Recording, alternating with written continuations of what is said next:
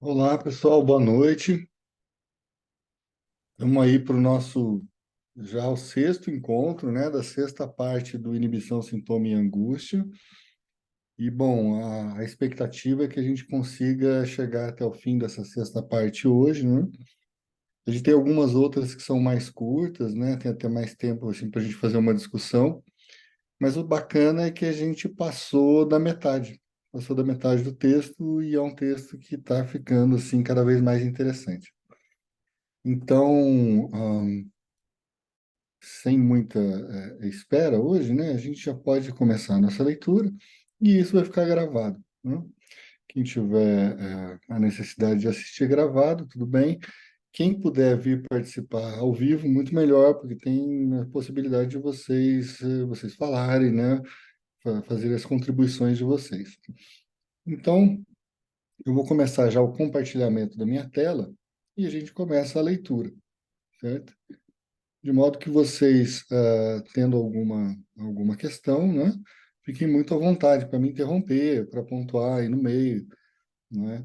E, enfim, a ideia é justamente promover aqui a participação de vocês, gente. Então fiquem muito à vontade mesmo, tá bom? Então vamos lá, parte 6 do Inibição, Sintoma e Angústia.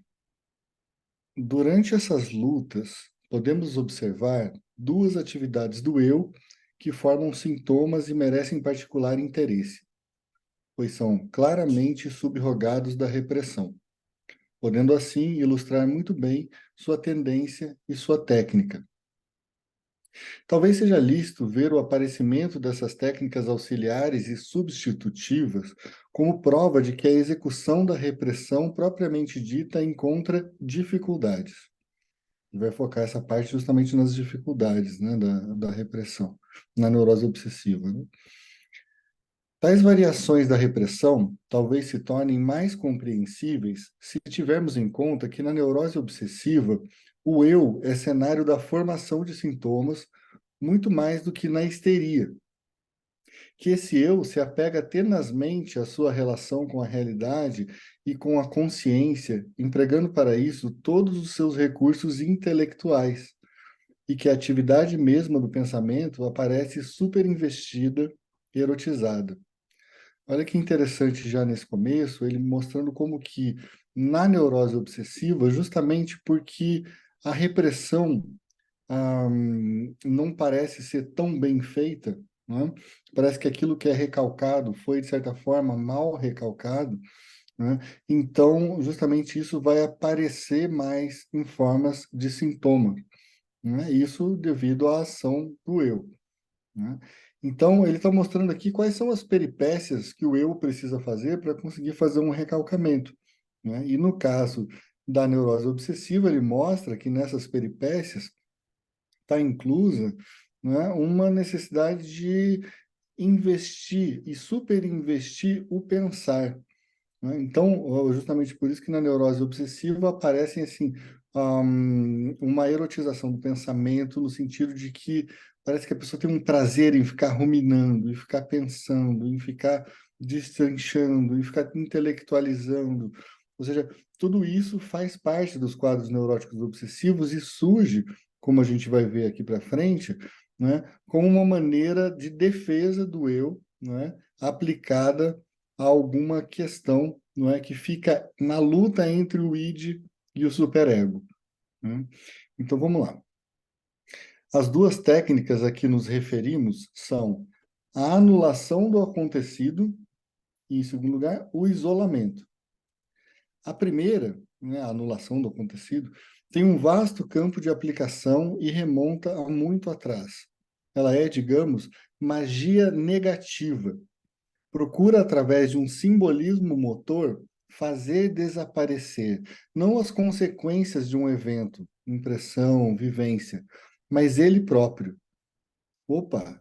Então, uma mágica, né, que se utiliza de um simbolismo motor, por exemplo, talvez de lavar as mãos, ou de você rezar não sei quantas Ave-Marias, ou seja, percebam como os rituais da neurose obsessiva se parecem com rituais religiosos, né, no que tange a essa necessidade de repetição seja para anulação de algo que foi feito, né? E aí então você se confessa, você paga, né? Você tenta então anular aquilo que já aconteceu, seja por outro lado, para você impedir que algo aconteça, né?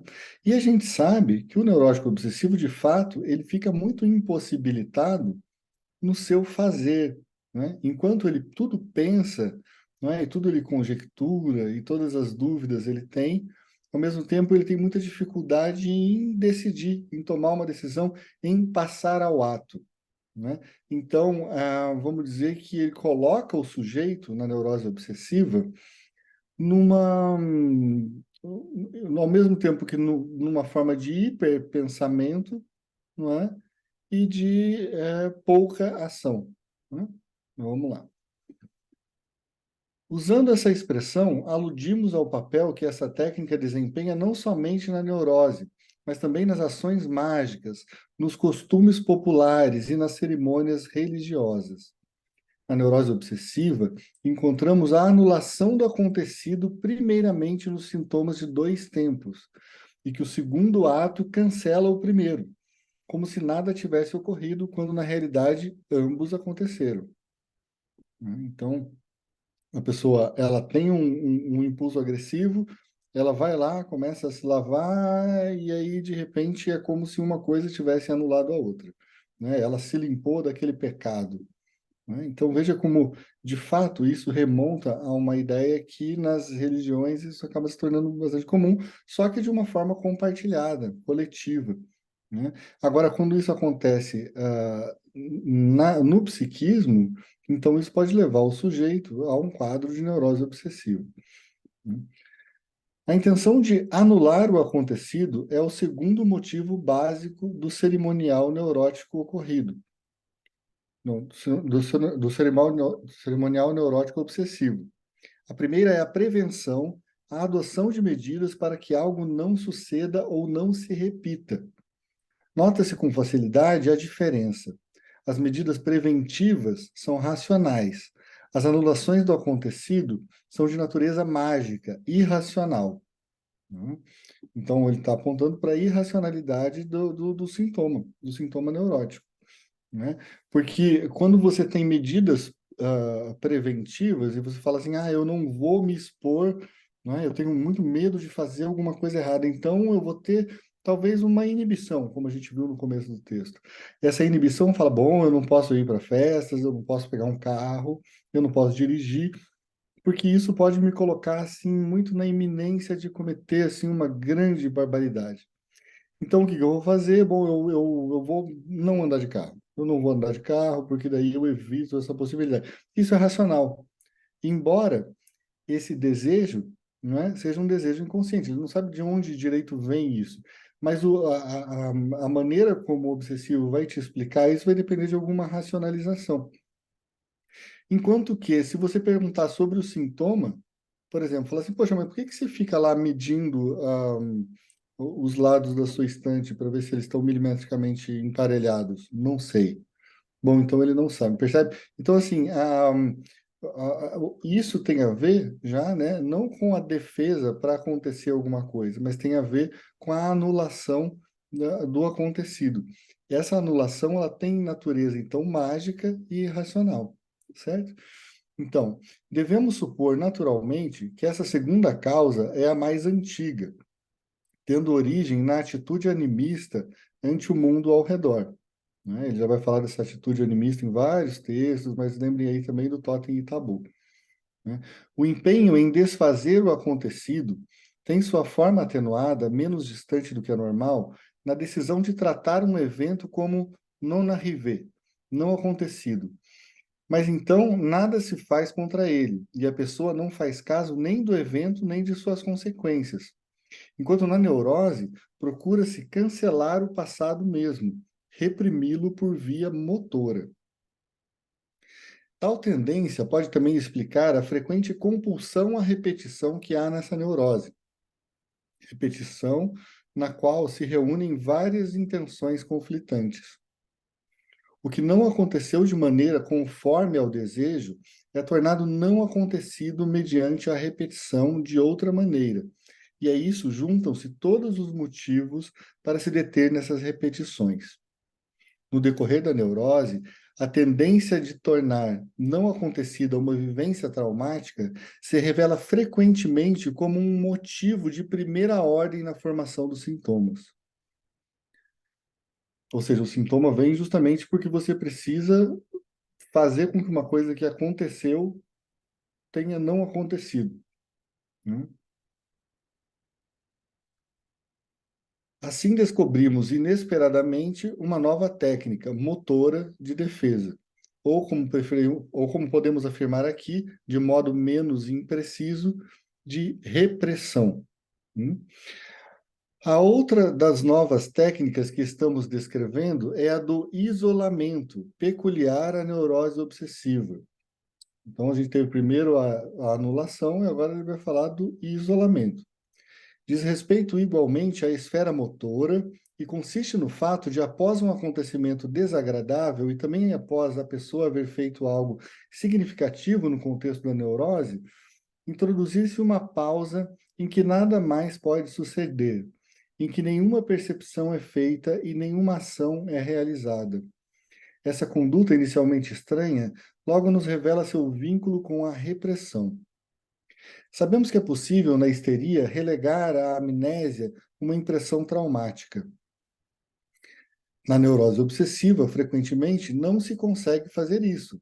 A vivência não é esquecida, mas é despojada de seu afeto e suas relações associativas são suprimidas ou interrompidas, de modo que ela se acha como que isolada e também não é reproduzida no curso da atividade de pensamento. Olha só, gente, que importante que ele está falando sobre o isolamento, né? Em primeiro lugar, a gente tem que pensar que esse isolamento é um isolamento, né, afetivo. Ou seja, é como se aquilo que aconteceu, bom, eu não sei se aconteceu muito bem, eu posso até me lembrar, mas aquilo não teve importância. Eu não consigo ligar isso às minhas cadeias associativas. O que se faz é uma interrupção entre aquilo que se fez e não deveria ter sido feito, né, de acordo com os ditames do superego, né? E aí, ao mesmo tempo, como é que eu separo isso do resto do mundo? Bom, eu faço um tipo de uma supressão dos afetos que mobilizam aquilo ali, né? Então, é como se eu tivesse uma interrupção na continuidade das minhas cadeias associativas no momento em que eu faço algo que eu não deveria ter feito, né? E aí eu não lembro daquilo como algo errado que eu fiz, mas inconscientemente isso vai retornar, né, com a necessidade de eu reparar algo que eu fiz, né? Então, o efeito desse isolamento é o mesmo que há na repressão com amnésia. Veja, a gente não está falando agora no isolamento de uma amnésia, né? A gente está falando assim, bom, a pessoa consegue lembrar do que ela fez, mas é que ela não investiu, ela não deu valor para aquilo, né? Essa técnica, então, é reproduzida nos isolamentos da neurose obsessiva, mas ali é também intensificada de forma motora com intenção mágica. O que assim é mantido separado é justamente o que se acha unido de modo associativo. O isolamento motor deve garantir a interrupção do nexo do pensamento. Você introduz um nonsense, né, através desse ritual repetitivo. Um pretexto para esse procedimento da neurose é dado pelo processo normal de concentração. O que nos parece relevante como impressão, como tarefa, não deve ser perturbado pelas solicitações simultâneas de outras atividades mentais ou ocupações. Mas já na pessoa normal, a concentração é utilizada para manter à distância não somente o que não importa, o que é alheio, mas sobretudo o que é oposto e inapropriado. É sentido como o elemento mais perturbador aquilo que originalmente se achava ligado no curso do desenvolvimento e foi separado, como, por exemplo, as manifestações de ambivalência do complexo paterno na relação com Deus, ou os movimentos dos órgãos excretores nas excitações amorosas. Assim, normalmente, o eu tem de realizar um grande trabalho de isolamento, ao dirigir o curso dos pensamentos. E nós sabemos que no exercício da técnica analítica, temos de ensinar o eu a renunciar a esta função de resto inteiramente justificada. Ou seja, ele está dizendo que o isolamento ele é muito importante, não é, para todo sujeito, né? Porque se não fosse o isolamento, a gente não conseguiria, por exemplo, se concentrar, né? Então, o problema é que essa concentração excessiva, e essa concentração, inclusive, no pensamento, né, uma coisa que você fica ruminando e não consegue desconcentrar, é um grande problema quando você tem aí, então, uma neurose obsessiva, né? Porque aí o pensamento ele vai surgir justamente para tentar isolar uma parte que você não quer ver, ou seja, aquilo que eu não quero saber, né? Então você vai fazer o quê? Você vai ter uma estratégia do eu, né, que é fazer um tipo de uma concentração exagerada que vai manter à distância aquilo que eu não quero ver, porque aquilo que eu não quero ver justamente me causa angústia, provocaria uma reação de angústia no eu, né? É isso que ele está dizendo, que ele vem dizendo nesse texto. Então, segundo a experiência de todos nós, para os neuróticos obsessivos é particularmente difícil obedecer à regra psicanalítica fundamental, que é qual, gente? Da livre associação. Então, provavelmente, graças à elevada tensão conflituosa entre um supereu e seu id, o eu é mais alerta e faz isolamentos mais agudos. Durante o trabalho do pensamento, ele tem de se defender de muitas coisas, da intrusão de fantasias inconscientes, da manifestação das tendências ambivalentes. Não lhe é permitido relaxar, acha-se continuamente pronto para a luta. Ele favorece essa compulsão a concentrar e isolar através das ações mágicas de isolamento, que, como sintomas, se tornam tão evidentes e adquirem muita importância prática, mas naturalmente são inúteis em si, e têm o caráter de um cerimonial. Ou seja, aquela pessoa que volta 20 vezes para ver se desligou o gás na casa. Isso pode ser um sintoma neurótico obsessivo, né? Então, assim, qual que é a ligação entre ver se ele não deixou o gás ligado na casa, né, e alguma ação que essa pessoa veja como difícil, como complicado, como angustiante, né, em seu eu? Bom, justamente essa é a questão. Não tem nenhum nexo de causalidade assim que seja racional, né? Ou seja, você não consegue dizer, ah, então é porque eu tenho medo de morrer. Ele não vai conseguir te explicar por que que ele realiza aquele ritual, mas ele realiza de uma forma muitas vezes incapacitante. Ou seja, ele perde todo o seu tempo, né? Por mais que ele tenha muitas condições intelectuais, mas ele perde seu tempo realizando rituais obsessivos, né? Então, ele só pode andar na linha, ou seja, tem vários filmes, né? Tem aquele filme do Melhor Impossível, né? Que o Jack Nicholson, né? Se eu não me engano, ele representa aquele papel do neurótico obsessivo, assim, grave, né? Então, é muito importante, talvez até vocês buscarem, né? Quem não está habituado, assim, com a figura do neurótico obsessivo, ver essas figuras mais estereotipadas mesmo, que é porque, bom, você vai encontrar em maior, em menor grau ou menor grau isso na clínica, certo? Então, no entanto, ao assim procurar evitar associações, conexões de pensamento, o eu obedece a um dos mais antigos mandamentos da neurose obsessiva, o tabu do toque. E olha que interessante, né? Que justamente o Freud falando que o tabu do toque, né, é aquilo que é de mais clássico, né, na neurose obsessiva, né? Enquanto que na psiquiatria contemporânea a gente tem justamente o TOC, não é? O transtorno obsessivo compulsivo, como a nomenclatura, né? Para essa descrição nosológica, né? No momento em que ela entra na psiquiatria. Mas na psicanálise, né, então a gente sempre entende, né, como uma das coisas mais antigas assim do percebido na neurose obsessiva justamente o tabu do toque. Quando nos perguntamos por que a evitação do contato, do toque do contágio tem papel tão grande na neurose, tornando-se o conteúdo de sistemas tão complicados, a resposta que alcançamos é que o toque, o contato físico, é o objetivo imediato tanto do investimento objetal agressivo como do afetuoso. Né? E aí pode imaginar do sexual. Eros quer o contato, pois busca a união, a abolição de barreiras espaciais entre o eu e o objeto amado, mas também a destrutividade, né? Que antes da invenção das armas de ação à distância só podia ocorrer de perto, pressupõe necessariamente o toque físico, a apreensão manual. Tocar numa mulher tornou-se, em alemão, um eufemismo para sua utilização como objeto sexual. Não tocar no membro é a frase com que se proíbe a satisfação autoerótica. Como a neurose obsessiva foi inicialmente hostil ao toque erótico e depois, após a regressão, ao toque mascarado de agressão, nenhuma outra coisa foi tão proibida para ela e nada prestou-se tão bem para tornar-se o centro de um sistema de interdição.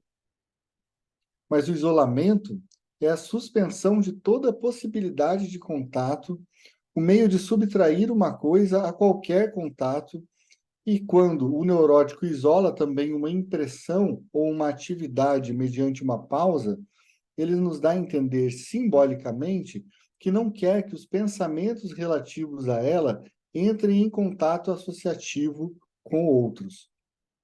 Olha que importância isso, gente. Ele está mostrando como que essa questão da aversão ao toque, na neurose obsessiva, acaba se tornando uma ideia da aversão também ao toque das cadeias associativas, ou seja, ao toque entre pensamentos que não deveriam se conectar. Né? Então, percebam como às vezes a gente pensa numa coisa e aí a gente começa a engajar em outra e se fala, opa, isso a gente não podia estar pensando. Né? Isso mesmo que você não seja um neurótico obsessivo, né? É um mecanismo comum, né? Às vezes você fazer um isolamento entre pensamentos diferentes. Então, o que ele está querendo dizer é que essa evitação do toque físico mesmo, tem a ver também com a evitação do toque entre conteúdos ideativos. Conteúdos ideativos que estão ali expressos em cadeias representacionais, né? Então, eu falo de avião, e aí eu falo em viagem, e aí eu falo em praia, e aí eu falo, sabe? Então, isso é uma cadeia associativa. Bom, o que que eu não posso conectar com essa cadeia associativa, não é? Então, o que ele está dizendo é justamente que o neurótico obsessivo ele vai ter uma forma de colocar uma separação, um gap entre cadeias associativas que não podem se conectar, porque se elas se conectarem, vai trazer angústia. Vai trazer angústia.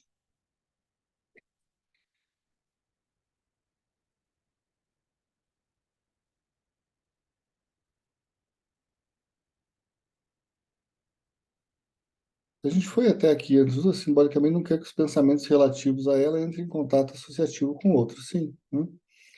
Eis até onde chegam as nossas investigações sobre a formação de sintomas. Talvez não valha a pena resumi-las. Permaneceram inconclusivas e incompletas. Pouco trouxeram, já que, que já não fosse conhecido antes.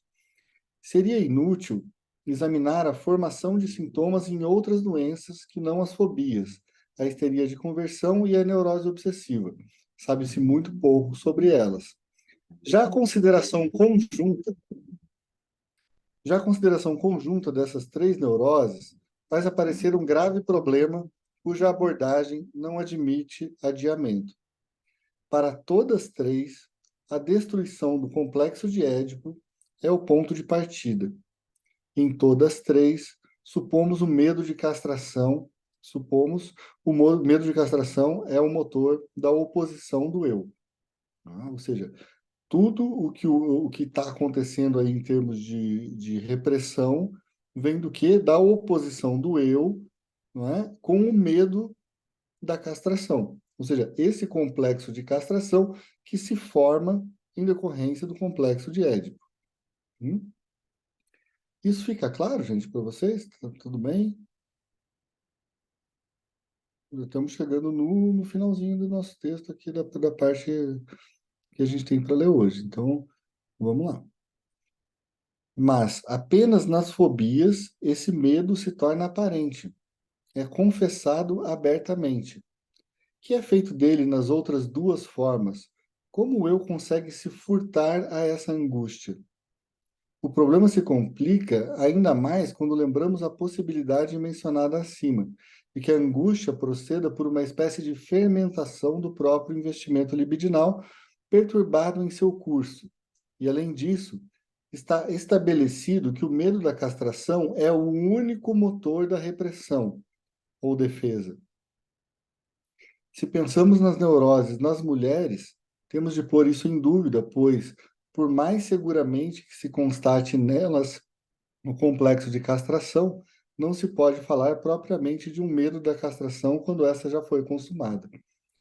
Aí, claro, né, tem toda essa confusão a respeito da maneira como o Freud trata essa questão do complexo de castração, quando uma mulher, né, a mulher já é castrada por natureza.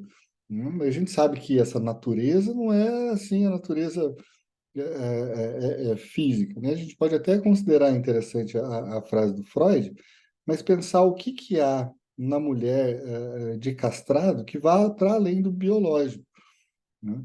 Porque a gente entende que o medo da castração é também aquilo que orienta. Bom, aí, claro, né, tem a ideia da inveja do pênis, outras ideias assim que o Freud vai trazer para falar sobre como que o complexo de Édipo vai funcionar nas mulheres. Mas eu deixaria isso um pouco de lado, deixaria ele desenvolver o texto, né, para que a gente vá mais a fundo nessa ideia. Uma coisa que eu gostaria de considerar aqui é de como que ele está tratando que nas fobias, né, entre as três neuroses, neurose obsessiva, na histeria e nas fobias, aparentemente nas fobias é a única neurose que o sujeito teria consciência do medo da castração, da angústia de castração. Porque no final das contas, aí é que tem um problema, né? Porque o medo é algo que tem objeto, né? Então, aí faria sentido você falar num medo de castração quando você está falando em fobia, né? Agora, por que que você vai explicar o medo de castração, por exemplo, quando uma pessoa tem, sei lá, uma fobia de cavalo? Bom, no caso do pequeno Hans, o Freud conta toda uma historinha, né? E de como que então o pequeno Hans vai desenvolvendo esse medo, não é, de ser castrado, não é, pelo pai ou pela mãe, porque no final das contas é a função paterna que está ali em jogo, né? Inclusive é a mãe que ameaça o pequeno Hans, né? Que fala, vou cortar seu pipi se você fizer isso, ou seja, mas aí a figura que ele vê como uma figura perigosa é justamente quem? O pai, e aí esse pai não pode ser odiado e nem ser aceito em sua ambivalência nessa fase do desenvolvimento do pequeno Hans. Ele faz o quê? Um deslocamento desse conteúdo representacional para o conteúdo representacional do cavalo. Então aí o pequeno Hans faz o quê? Ele então começa a desenvolver uma fobia de cavalos. Ora, a fobia de cavalos, né, tem a ver com o medo de retaliação por odiar também o pai, na mesma medida em que ele ama esse pai, né? Então, só que aí o cavalo é possível de você ter esse tipo de sentimento de fobia, enquanto que se ele tivesse pelo próprio pai, isso seria meio complicado para a vida dele, né? Então ele faz um tipo de um deslocamento. Agora, isso o Freud fala, bom, fica muito claro que tem a ver com a angústia de castração. Agora, gente, eu gostaria de levantar com vocês essa ideia do que seria a angústia de castração. E por que a angústia de castração poderia afetar assim tanto homens quanto mulheres?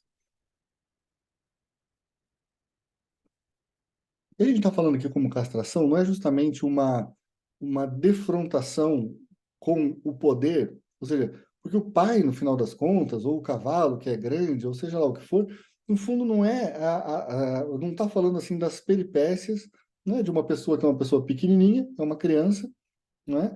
Frente ao mundo de adultos, não é? E esse mundo de adultos que traz uma série de perigos, porque a qualquer momento esses adultos podem se voltar contra a criança. E olha como isso é complicado, né? Não só na vida dos homens, mas como na vida das mulheres também. né? Quando você vai se desenvolvendo, não é? Mesmo quando você entra assim na fase do complexo de Édipo e tudo mais, e aí você gostaria de que as coisas fossem à sua maneira, mas você encontra um problema. O problema é que você vai ficar frustrado porque existem pessoas que são muito mais poderosas que você. E essas pessoas que são muito mais poderosas, justamente porque elas são adultas, elas vão te fazer estar no mundo de uma forma castrada.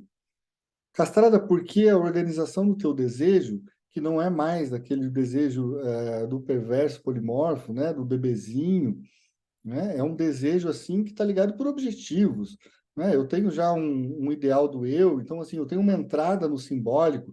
Eu suponho o que que é que as pessoas querem de mim, né? Então, como eu teria que ser assim muito forte, muito grande, muito poderoso, mas ao mesmo tempo eu sou só uma criancinha. Essa ideia de que tanto o homem quanto a mulher às vezes aparecem no nosso consultório e falam, nossa, mas às vezes eu pareço uma criancinha. E às vezes ela não se dá conta de que ela parece uma criancinha, mas a gente se dá. Fala assim, nossa, mas eu estou vendo uma pessoa de 30, 40, 50, 60 anos, mas parece que eu estou vendo uma criancinha na minha frente brigando porque o papai não disse que ele fez uma coisa bonitinha, não disse que, sabe?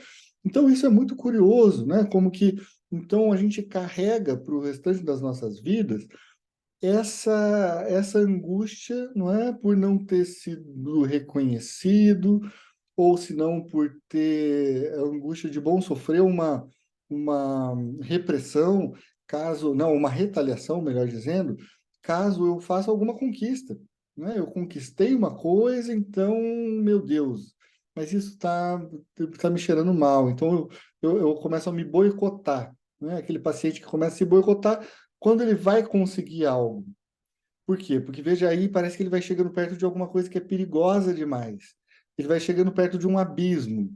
Esse abismo que justamente para o Freud vai ser o tabu do incesto, né? Ou seja, é quase uma coisa incestuosa para algumas pessoas, por exemplo, terminar uma faculdade, passar numa prova, ou se não, conquistar uma mulher, não é? Quantas inibições que existem assim para homens jovens e tal, que tem uma dificuldade enorme em ir lá e falar com uma mulher, ela pode dizer que não quer nada, mas e como é que ele vai se sentir se ele não, ele vai ser aplastado, ou seja, ele não se sente aquele homem que tá lá na festa e de repente ele encontra uma moça que ele achou linda e ele fala, meu Deus, eu gostaria de falar com ela e tentar a minha sorte. Ele fala, mas Deus me livre, né? Deus me livre. E aí é aquela coisa, né? Daquele Deus me livre, mas quem me dera ao mesmo tempo. O problema é que se ele consegue esse quem me dera, eu não sei nem o que, que ia ser mais angustiante para ele, né? Chegar perto dessa moça e tentar falar alguma coisa, ou se ele de fato conseguisse algo com essa moça, porque aí então ele é como se estivesse realizando aquele grande sonho incestuoso, não é? De justamente ultrapassar o papai. Eu não sei se vocês têm assim pacientes homens, mas o quanto é comum na clínica assim com homens a gente ouvir isso. Ai, nossa, eu tenho um problema sério porque se eu fizer isso parece que eu estou assim, superando muito o meu pai, e aí eu não sei, aí eu não consigo ir em frente. É como se o pai fosse essa figura que criasse um certo anteparo na cultura, não é que colocasse assim coisas em volta, que colocasse assim essa pessoa restrita e sempre com o medo de ir além. Porque se ela for além, ela pode estar justamente caindo, não é, nesse mar incestuoso, não é, nesse abismo, que às vezes é narrado assim como um abismo, como um mar, não é? E por que que, então isso acontece? Bom, por causa do complexo de castração, porque isso lá na infância do sujeito, não é? Então algo apareceu como muito perigoso, caso ele fosse em frente. Ou seja, era melhor que ele se detivesse em algum ponto. E aí ele começa a se deter, ele não precisa ter o pai ali fisicamente, e nem ter uma representação do cavalo falando do pai, ele mesmo tem a criação de uma instância psíquica que cuida para que ele não passe dos seus limites, que é justamente o superego, né? O superego vai tratando para que esse conteúdo que surge na vida pulsional, né, não tome conta e não leve o sujeito a atos que sejam demasiado angustiantes. percebe? Então, gente, bom, tem várias coisas interessantes nessa parte do texto, mas essa foi uma que eu achei que talvez merecesse uma reflexão a mais. Eu gostaria de saber de vocês, como é que esse texto está descendo para vocês? Eu sei que tem algumas coisas assim que são mais complexas, outras que são mais simples. De qualquer forma, é um texto rico, né? Então, eu queria ouvir de vocês o que que vocês têm a me dizer sobre o que a gente tem falado, lido.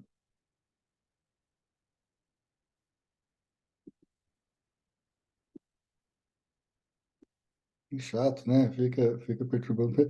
É que, na verdade, às vezes eu fico um pouco na dúvida, porque eu sei que tem pessoas em diferentes momentos na sua formação. Então, tem gente que está começando a ler o Freud pela inibição, sintoma e angústia. O que eu acho que é justamente uma pura angústia, né? Porque aí você está, poxa, começando num texto difícil, né? Eu começaria, talvez, não tem problema nenhum pelo inibição, sintoma e angústia, eu acho que o que a gente tem dito aqui, assim, é compreensível, né? Mas ao mesmo tempo parece que fica meio capenga, parece que ele está tirando isso do nada, né? Então é importante, gente, sabe, que vocês de repente vão a alguns conceitos fundamentais do Freud. É importante que vocês entendam quando a gente está falando assim de pulsão, então daí você pode ler o texto As Pulsões e Seus Destinos. Da mesma época, você tem o texto sobre a repressão, ou sobre o recalque, depende da tradução, que é um texto muito importante, né? Então, é um texto difícil? É já um texto difícil também. Mas aí vocês podem ler, talvez, as 5 lições sobre psicanálise, que são as conferências que o Freud faz nos Estados Unidos, né? Vocês podem ler alguns textos assim que são textos mais sociológicos e que têm uma importância muito grande também para a gente entender tudo que é isso, que é o complexo de Édipo, que é, por exemplo, o Totem e Tabu. Né? O Totem e Tabu, assim, ele é um texto grande, mas ele é um texto assim que vale a pena.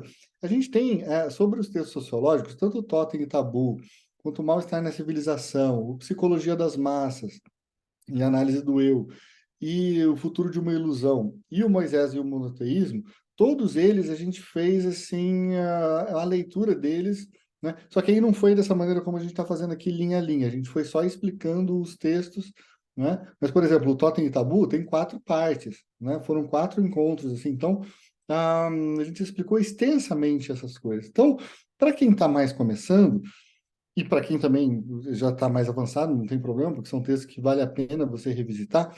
Isso tudo lá no canal do YouTube a gente fala sobre esses textos. Tudo está lá gratuito e tudo mais, mas é muito interessante que vocês leiam também o texto. Por quê? Porque tem que ter contato com o texto do Freud, você precisa se acostumar com essa maneira dele escrever, sabe? O que é muito curioso em psicanálise é o seguinte: a gente pode ter autores brilhantes que vieram depois do Freud. Mas, na minha opinião, um erro, que assim é um erro grave, que acontece na formação de muitas pessoas, é pensar o seguinte: bom, o Freud escreveu, e aí depois do Freud, já sabendo o que o Freud falava, o Lacan vai lá e escreve. O Winnicott vai lá e escreve, a Klein vai lá e escreve. Então, assim, para que eu vou ler o Freud, sendo que eu posso ler direto o Lacan? É porque, bom, o Lacan, ele está fazendo o seguinte, e os outros também, ele está partindo do pressuposto que você já sabe daquilo que o Freud falou. Então, se você vai ler o Lacan sem ter lido o Freud, aí a sua formação fica capenga. Aí fica uma coisa complicada. Você precisa ler o Lacan tendo lido o Freud. E tendo lido também as pessoas com quem ele está dialogando nesse momento. Você precisa ler o Winnicott da mesma forma, porque o Winnicott ele vai falar até pouco, por exemplo, sobre... Não é pouco, né? Mas assim, relativamente ao Lacan, por exemplo, dá a impressão que ele trata mais de questões não neuróticas, ou seja, porque as neuroses, ele fala assim, cara, as neuroses o Freud está certo. A questão da castração, o Freud está certo. O Winnicott, ele está de acordo, entende? O Lacan está de acordo também, né? Agora, o Lacan ele vai criar todo um sistema para pensar isso com os termos dele. Não tem problema. Mas para pensar isso com os termos do Lacan, é importante você entender que jogada que ele está fazendo com o que o Freud escreveu. Porque o tempo inteiro ele está tensionando o pensamento do Freud. E se você não entendeu isso antes, vai ser muito difícil você entender o Lacan de uma forma proveitosa, sabe? Então, gente, assim, é uma leitura que pode ser árdua, claro, né? Mas a nossa passagem assim, pela psicanálise às vezes tem um aspecto mais árduo.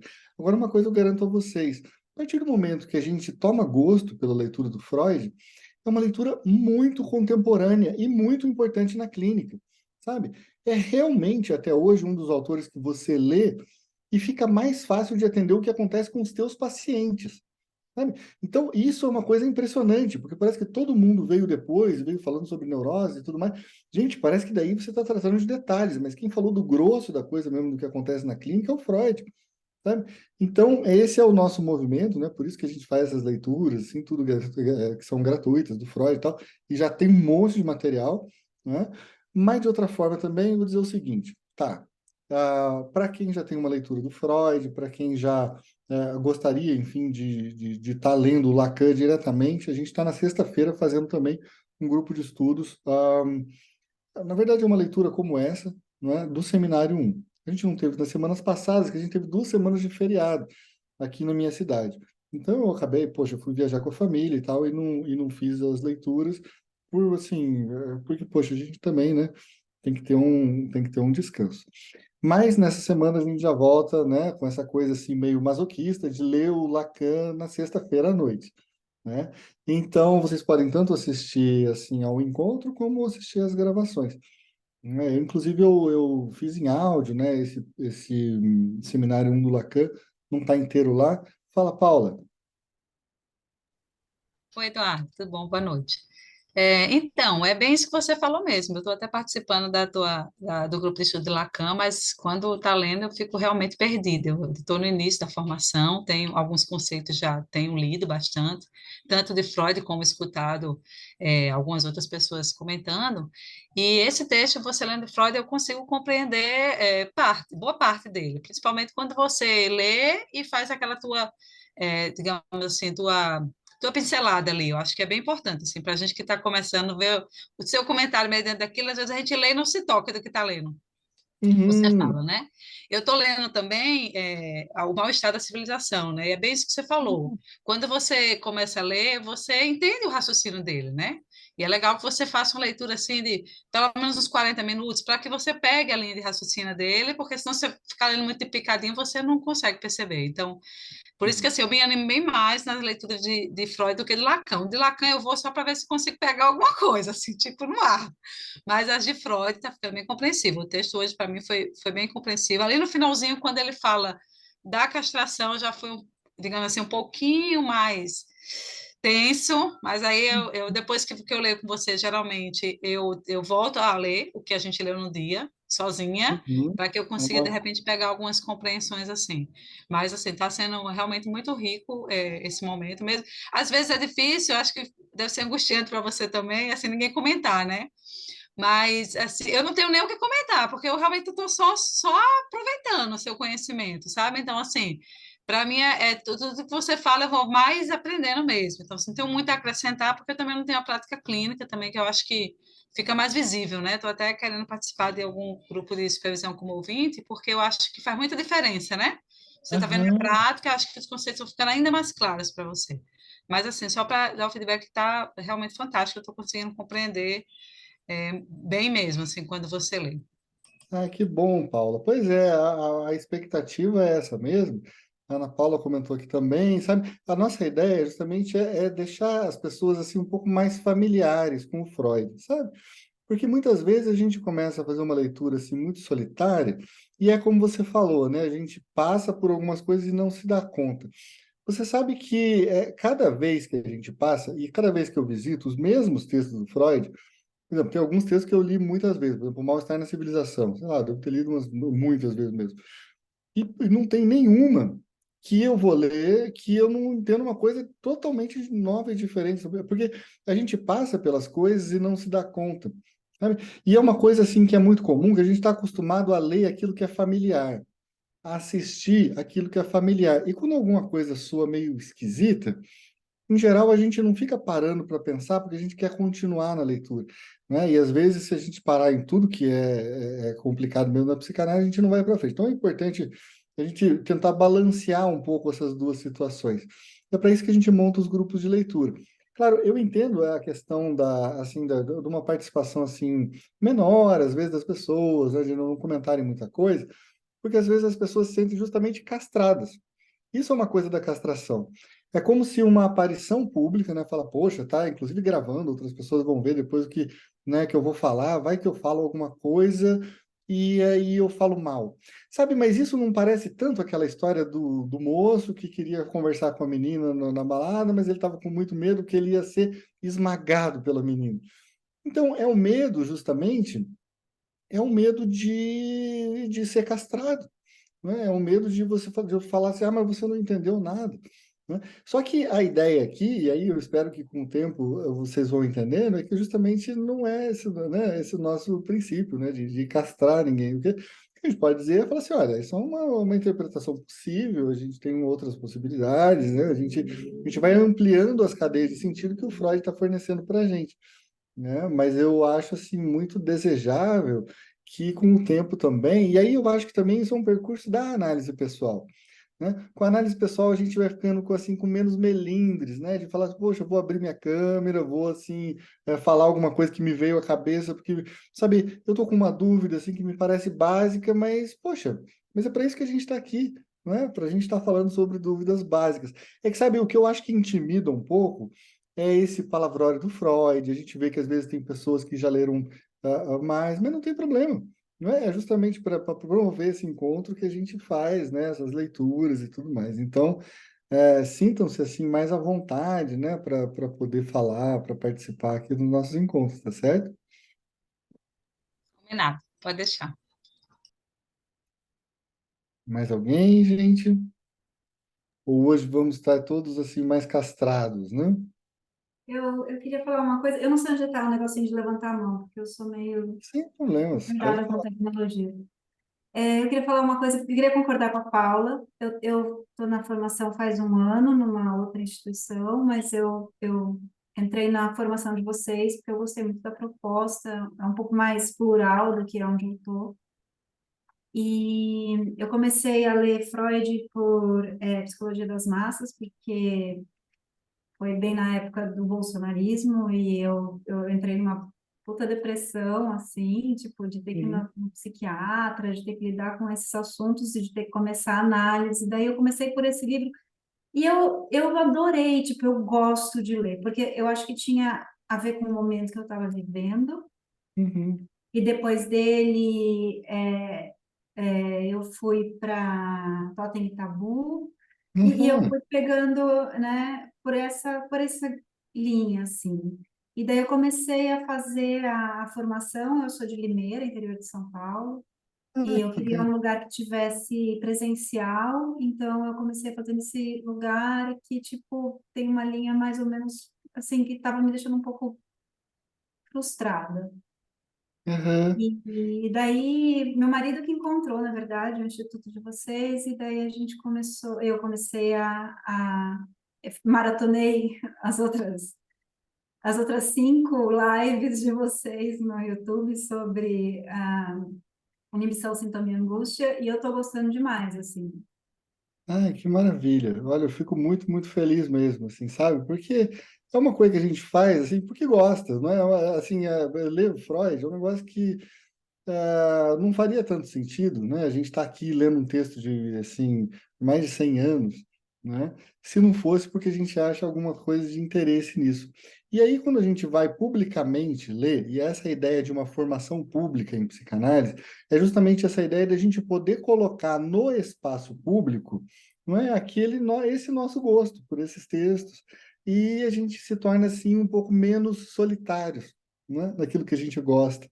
A gente consegue, inclusive, dividir algumas angústias, falar, poxa, eu não consegui entender esse texto, não entendi essa parte, eu não entendi esse conceito. Mas aí é para isso que a gente está se reunindo, né? Então, tem uma série de atividades que eu acho que se trata disso, né? Da gente buscar, não formar massa, justamente que é o que tem no Psicologia das Massas, mas formar uma coisa que talvez os teóricos contemporâneos vão chamar de multidão, que é uma complexidade, é uma série de pessoas com suas ambivalências a respeito dos textos, a respeito das carreiras que estão pretendendo desenvolver, a respeito da maneira como elas veem o mundo, né? E aí talvez a gente acaba se tornando um pouquinho menos tolo, não é? Porque eu acho que é disso que se trata a psicanálise, né? Às vezes a gente mente tanto para a gente mesmo, não é porque a gente não conhece os nossos próprios processos, o que vai acontecendo lá dentro. E o que eu acho muito gostoso de ler no Freud é porque, assim, eu não sei vocês, mas eu me identifico demais com as coisas que vão acontecendo. Então, por exemplo, eu estou lendo sobre neurose obsessiva, eu falo, puta merda, eu tenho umas coisas muito neurótico obsessivo. Aí depois eu vou ler sobre histeria, eu falo, putz, mas no fundo, será que eu não sou um histérico? Aí eu vou ler sobre fobia, e aí você fala, puta, mas eu tenho uma. Então, assim, a gente se identifica, mas daí você vai para a análise pessoal, leva, e fala, e fala, e fala, e fala.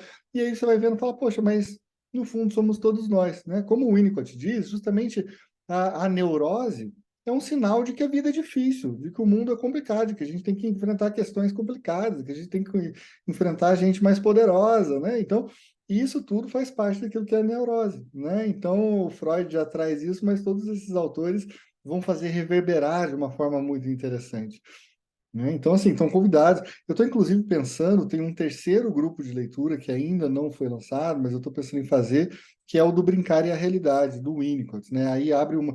Porque daí eu não fico naquela coisa que é, assim, estritamente, assim, Lacan e Freud, né? A gente coloca o Brincar e a Realidade do Winnicott também, e aberto, e vamos lá. Foi daquela pesquisa, né, que tu fez? Deu o Winnicott, não foi? Tu não fez uma pesquisa procurando Fiz os a pesquisa no grupo, no grupo, Foi. justamente o grupo no grupo de vocês.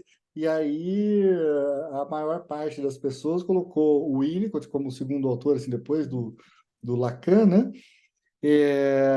Tem o interesse também de fazer assim, um curso introdutório, mas aí a Klein é diferente. Porque a Klein, eu mesmo preciso ler. Então, o que acontece? Eu li muitos comentadores de Klein. Mas, assim, a Klein, para eu enfrentar e fazer assim, os comentários, aí seria mais difícil. O que que eu gostaria de fazer? Fazer também um grupo de introdução à Klein. Por quê? Porque a Melanie Klein ela é muito importante, por exemplo, para o Winnicott. A Melanie Klein é muito importante para o Bion. Não é? O Bion, basicamente, é um kleiniano. Então, assim, é um pós-kleiniano, né? Então, ele desenvolve a teoria dele.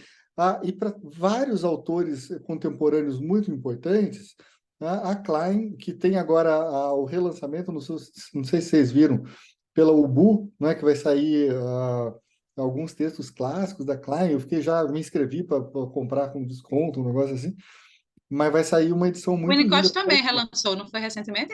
A coletânea dele? Foi, Até foi. num E eu, preço bem acessível, né? Pra... pois é, justamente. O do Winnicott, eu estou assim pensando, porque eu tenho quase todos os textos do Winnicott, assim, porque a gente compra em sebo, mas aquela edição tá tão Tá bonita. linda, né? Tô me E eu, coçando também. nossa senhora, eu falo, puxa vida, mas eu tenho Brincar é Realidade, eu tenho no da Pediatria e Psicanálise, então assim, mas são textos muito legais também. E eu espero que a gente tenha a oportunidade de ler juntos. Você sabe que eu gostaria que no futuro vocês mesmos começassem, no âmbito do Instituto, a articular atividades como essa, entende? Porque veja só, o que eu faço aqui, basicamente, é fazer uma leitura linha a linha e eu fico falando o que eu estou entendendo, certo? Então, às vezes, pode ter algum texto que vocês se sentem mais à vontade para, inclusive, propor uma leitura. Olha, eu vou propor uma leitura do Inveja e Gratidão. Assim, bacana, né? Então, vamos lá, eu vou fazer parte, mas aí eu vou como espectador no Inveja e Gratidão, né? Ah, mas eu acho que é uma coisa que eu gostaria que acontecesse mais, né? Já pensou se a gente tivesse mais encontros, mais possibilidades de falar sobre vários autores diferentes, para a gente aumentar a nossa cultura psicanalítica? Eu acho que é disso que se trata, sabe? A gente está querendo democratizar a psicanálise, mas está querendo também aumentar, assim, essa polifonia na psicanálise. Porque quando você entra em determinadas instituições psicanalíticas, muitas delas são de um autor. E ali é como se fosse uma religião. Você só pode falar de um autor e daqueles que falam bem desse autor, e você não tem discordância. Você só tem que aprender a ler a Bíblia, né? Então, isso é uma coisa que eu não gosto muito, né? Eu gosto dessa promiscuidade teórica toda, dessa bagunça que a gente faz né? Aí começando pelo Freud, né? Mas, assim, tanta gente interessante ainda pela frente, né, gente? Enfim, mas Essa é tua ideia isso. da Clara é muito boa, né? Você pegar assim, tipo, todo mundo tá no começo. Aí parece que acho que até para ter mais essa sintonia de conversar, né? Assim, porque tá todo mundo no mesmo barco, digamos, né? É uma boa ideia, assim. Eu tô assim, sou louca por Klein e por Winnicott também, mas eu nem cheguei lá. Eu digo, eu não vou nem começar neles porque eu primeiro preciso ler Freud, então me concentrando mais nisso. Mas, assim, Klein, por exemplo, eu sou doida para conhecer. Já vi vários comentários, mas ainda não li nenhum texto dela. Eu estou esperando a cerejinha do Não, bolo para é muito começar. bacana também, é muito bacana. Eu tenho a oportunidade assim, de ter feito assim, uma boa parte da minha formação num lugar que chama Formação Freudiana, no Rio de Janeiro. Formação Freudiana assim, é muito assim, rica em trazer vários autores, né? Então eu aprendi a estudar psicanálise dessa forma, né? Lendo vários autores ao mesmo tempo, né? Então, eu acho muito bacana que a gente faça algo nesse sentido, né?